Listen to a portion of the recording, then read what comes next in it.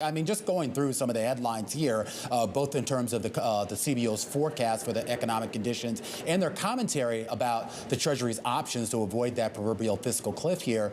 Not too much of a surprise in this report, was there?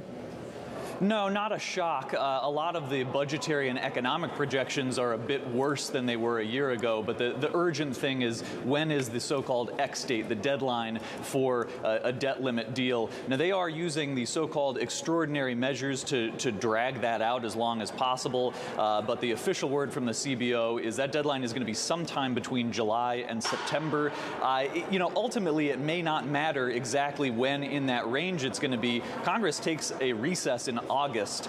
They don't want to wait until the very last moment. So remember that Kevin McCarthy has said we don't need to wait for 5 or 6 months to get a deal. This is a reminder that this has to happen this summer.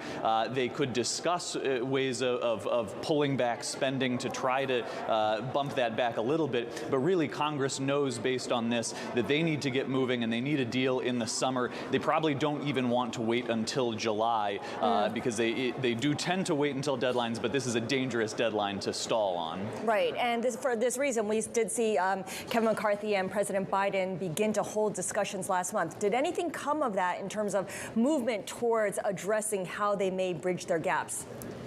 The only concrete thing that came out of those early meetings were really that they took entitlements off the table. That it may not be helped along by this CBO report because it projects that a lot of the increase in the deficit over the next 10 years is largely either Social Security, Medicare, or interest payments.